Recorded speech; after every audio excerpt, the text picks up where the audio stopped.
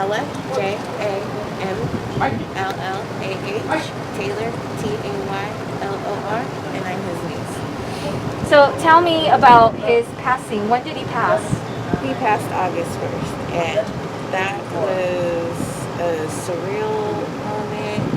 It was my mom calling the hospital because a friend of his came to my mom's house and was like, your brother's in the hospital. And my mom was just instantly like panicking, like, which hospital? And they said Memorial. And my mom called Memorial Hospital, and then for the wait to talk to a doctor, that wait, even though it was only like 2 or 3 minutes, it felt like an hour. And then like having the doctor get on the phone and talk to my mom and asking my mom all these questions about my uncle, and it was like, okay, what's like going on? And then like hearing the doctor talking, well, your brother's taken by ambulance, and we worked hard on him for 45 minutes, and I'm sad to say, my mom's like, please don't say it. Wait. What was it that they said caused his death? I'm not gonna say what, because we don't officially know. We're gonna wait until we get his death certificate to acknowledge how he passed. But I just want to say this was a good man. This was honestly the first man in my life. He was my uncle, but this man was consistent, and for him to be gone just like that, it hurts. It's a shock. It's surreal. Like, I still think he's on vacation somewhere when I know he's gone. I know that he's gone because this was his, and he always had this clip to him, always, and I have it, and it's surreal. It's sinking in. It's hard. My mom is broken because her and my uncle, they were close, and for him to be gone just like that, it's sad, and it's horrible, because my mom sat there and said, she's like, I am completely hurt. She's like, when my mom died 16 and a half years ago, she took half my heart, and now that he's gone, he took the other part, and she's like, I'm broken. And it's like, what can you say? What can you do to like try and comfort her? But I really can't comfort her because I'm going through. Well, what are some things that you remember about him in particular? The way he was around you.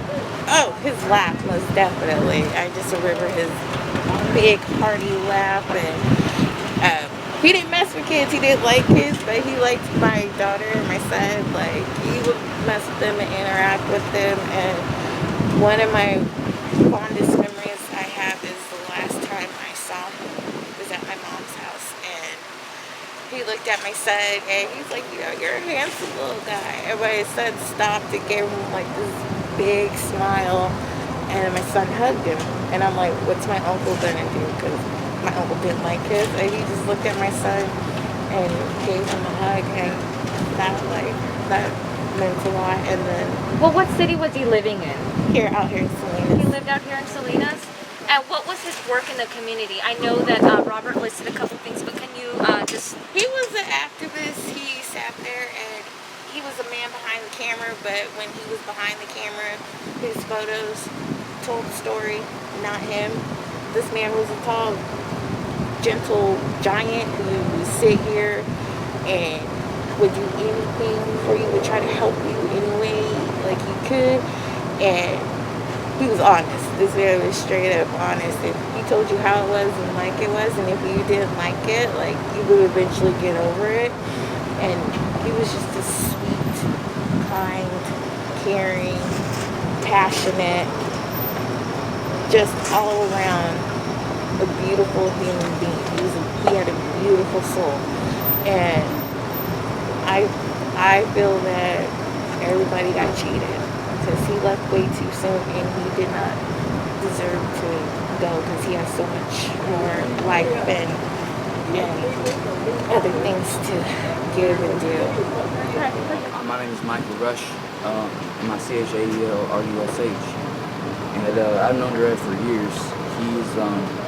very artistic and beautiful soul, and we're all a little less not having him around.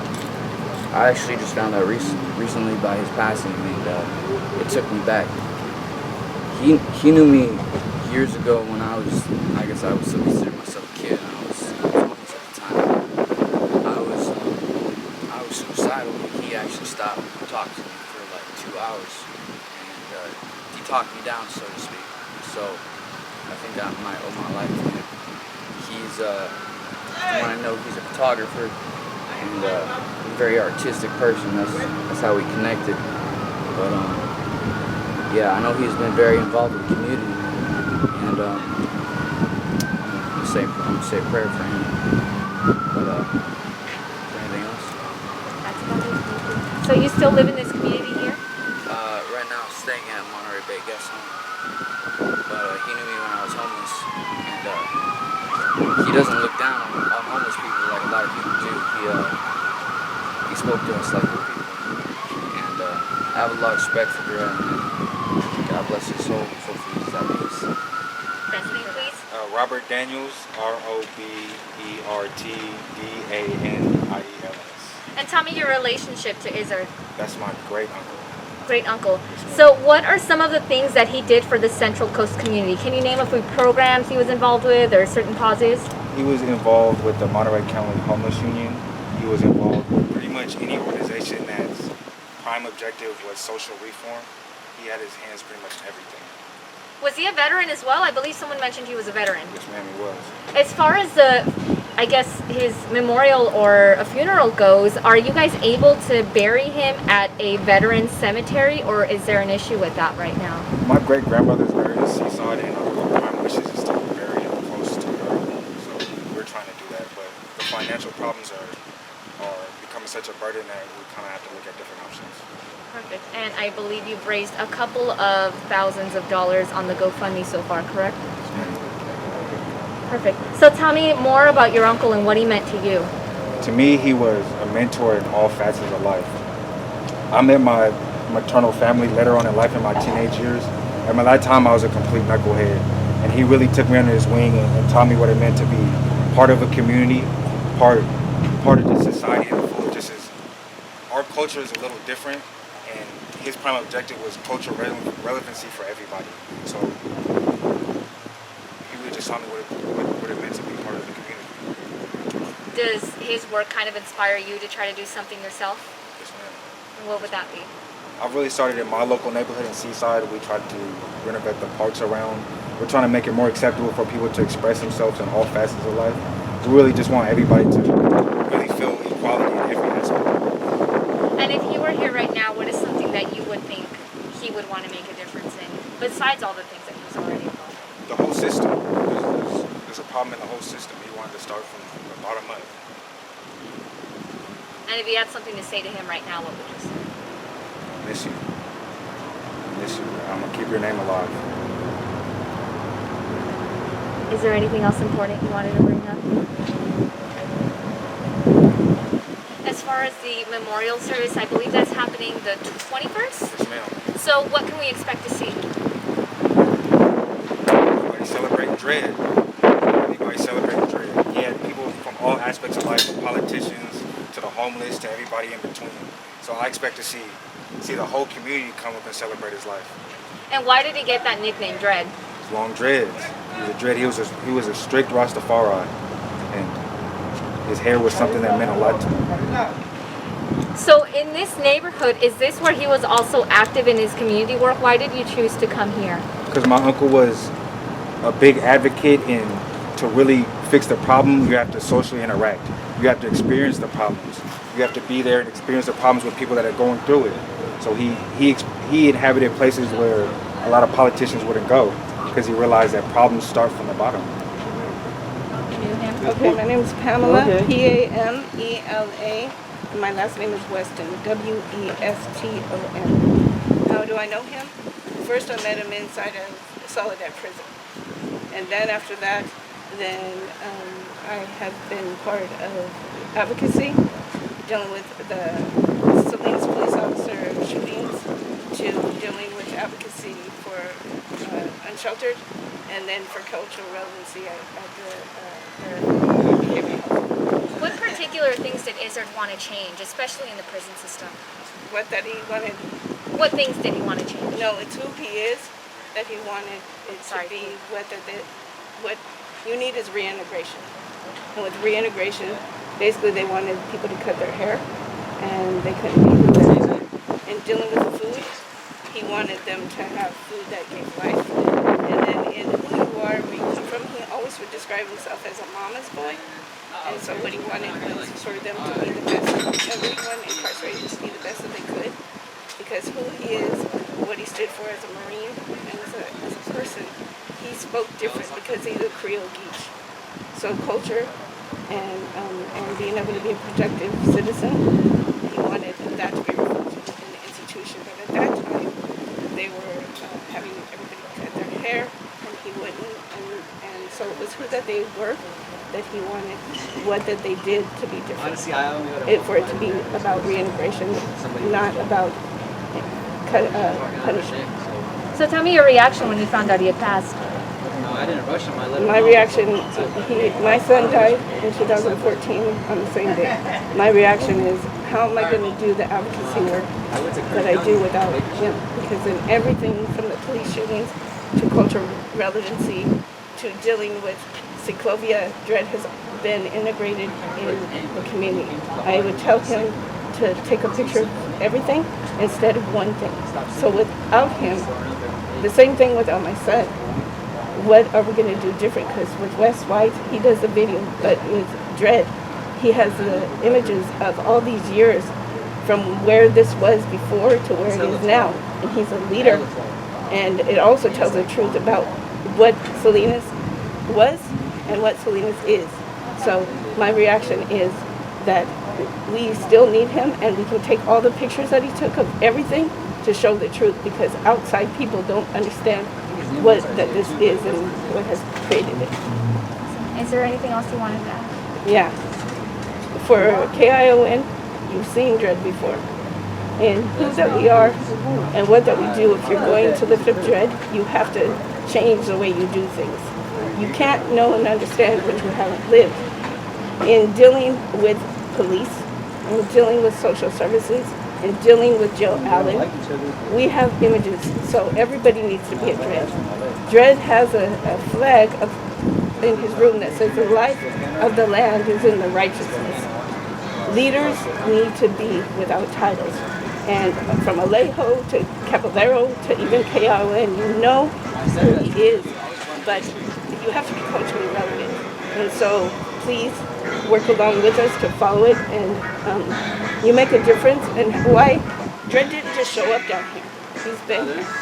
And so in order to, you can't treat people like others. Who Dread is, whether it was through the music or how that he saw things, you are not other than me. So it's in how, it's not about you or me, it's about we. When you want to do the story of him, get a camera, but don't take a picture of one thing. See everything. And how are we going to live without him? We won't be able to if the news and all the systems continue to not have anything culturally specific for Black and African American. He's Creole Geech. So you have to deal with culture that's inclusive and not talk about the other people. And especially dealing with a place for everyone, what you can do is you can name the shelter for Dread. And then what you can do is help everybody to do what's right instead of continuing what has happened. If we fail to do things differently, nothing will change. But in the last 5 years, Dread showed up with me, so I would have a witness. But then what? What I'm asking for all of you is to walk with me, because I can't walk with him anymore or my son. So for multicultural, he also wanted clean food. He wanted us to be able to walk with each other. And one more thing, not to make excuse. When you get up in the morning, put on your boots. Because he would put on his boots and walk everywhere and watch Ciclovia, everything. So I would ask your audience, put on your boots and get a camera and get connected, because what matters with Dread is that we all matter, including you being here. Thank you. Wes White, W-E-S-W-H-I-T-E, resident of Salinas, and co-president of Salinas activist in the community. Yes. Tell me about the time that you spent with Ezzard and what it was like working together. Well, it goes by Charles or Dreadman. What was the question again? Tell me about the time you guys spent together working and what that was like, what you guys did together. Okay. Well, you know, I was only paying attention to like the school board, elementary school board district meetings, and I was noticing that a lot of things that were happening at school board were also happening at city. Just, you know, things you can label as corruption, and so just paying attention to money. And so a year goes by, Measure G passes, and I'm you know, concerned about just money. But then they pass the storage of personal property on city property ordinance, and of course, you know, I objected that. And I'd already seen Pamela Weston around, and Dredd goes with her, and she was a force. You know, she spoke her mind, and she spoke truth and power. And so I knew right away I needed to call out to them, and you know, we were able to create a stakeholders advisory committee, and really nailed it for blocking the city. We started a lawsuit at that time, you know, so we became tight. I mean, this is his neighborhood, right? I mean, he grew up here when back in his heyday when everything was running, and then even now. You know, there's a lot of friendships, there are a lot of connections. So, you know, I tapped into the world that already is, and you know, he was a rock, a foundation. I mean, in a lot of ways, he was a sentry. You know, he was a regulator. He made sure that things worked out well. You know, he pushed positivity everywhere he went. So, what are some of the things around town that did change as a result of his activism? You know, at the start of when I started encountering this, there were fences going up everywhere, every vacant lot here. Okay, like a checkerboard, you blacken every piece out on a bingo board. You know, and now you don't have anywhere to go but the sidewalk, which the city kind of forced and said, hey, guess what? We have a problem. We need to get rid of everybody. I don't know where they came from. We made the mess. Now we got to clean it up. You know, and it's almost a perpetual motion of that. So. We've actually driven, like, you know, a lot of community, even people sticking up for themselves, you know, and coming and empowering people to come and talk to their authority, to come and sign up for services, to come and follow up and follow through, and, you know, mature and try to develop and grow and be positive people, you know, and be housed. Really, that was all, everyone on here. You know, it doesn't have to be this way, but it's because of the way government does things that it's this way. And so that we did a cooling shelter right here, and actually we did a flagpole community there for 6 months in front of City Hall, and that's where we really bonded, and he accepted me at that point, you know, because he knew I was for real. And How long have you known him? How many years? For about 6 years now. 6 years. Perfect. I don't know what else to ask. I mean, is there anything else important that you wanted to ask? You know, well, he's been a force everywhere. In fact, I've heard it said that he's like the mayor of the county. You know, like you just saw right now that one dude came out and he's like, dude, you know, he saved my life. He's done that dozens, scores of times. You know, I mean, he's always reached out to everyone, and that's the power we pulled together. I mean, you know, we became inseparable because he was so strong at it. I mean, he took another tour basically. Way done. You know, he's seen the war with Vietnam, and he was taking a tour with me. I mean, we've gone everywhere around Salinas, Monterey Bay region, you know, Santa Cruz, Hollister, King City, the capital. We've gone, you know, like a dozen different places around the state, Southern California, mainly Northern California, you know, Marysville. I mean, we've gone to all these homeless encampments, and we've been spinning them up. You know, the homeless union may just be a word to some people, but in 2016, we started to sing on Martin Luther King Jr. Day. It was in the middle of this, the lawsuit that we were having, trying to save 250 people from leaving, you know, because this community. And it's like, what are we really doing? Because, you know, they talk about a cleanup and a sweep, but we could floss teeth and brush teeth a lot easier than we can just pull teeth and be gumming it. You know, I mean, these are people. They're not trash. And the whole point of those storage of personal property on city property, they included things like bulky items. soil, property. You know, they wouldn't even hold on to IDs or eyeglasses or prescriptions. I mean, just even the minimal basic of nothing. You know, now they provide storage bins. If they ever do a sweep, they're supposed to give a 3-day notice, and they're supposed to actually connect people with services, which they've never done. And that's why we started a flagpole immediately right after that. And you know, I mean, it's been a build. We've pushed a lot. There's been an RV, safe RV program over there at Jane Parker's office for like 3-4 years already, and that was because of him and us. You know, I mean, we've looked everywhere we can. I mean, we always like the dynamic duo or something. I mean, you know, I'd call myself part-time Batman, but you know, he was never, dude. He was more like my mentor in a lot of ways. You know, I mean, he was fantastic. He was tough, Dredd. He was no joke, no joke whatsoever. And he did not play. You know, and if he liked you, you're cool. But if not, you know, and that's like, to even break that, you know, mold and to be within the sphere of, it's awesome. There you go. Hey, that would have been perfect. Just go back up the street and walk back down, and she'll take me. Yeah.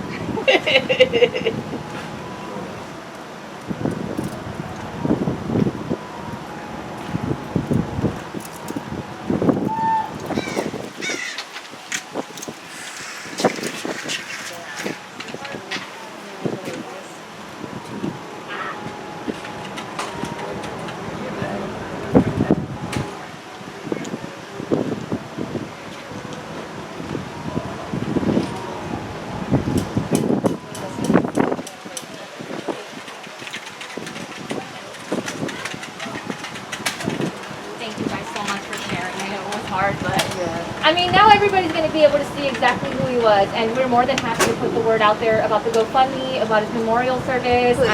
Like, it'd be crazy for it not to be a huge turnout. Yeah. He sounds like he was a wonderful man, was. and you guys are wonderful people. I can tell, like, just that kindness. Yeah. I can see that it's in you guys, and I wish I would have been able to meet him. Yeah, because he was a cool man. Like, he really was. He really was.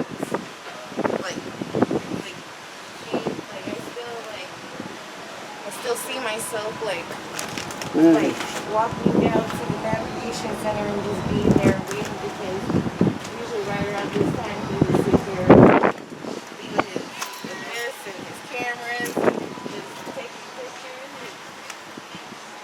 They used to make me go to school. Yep. I gotta go. I wanted to meet her. I'm about to do it for the street.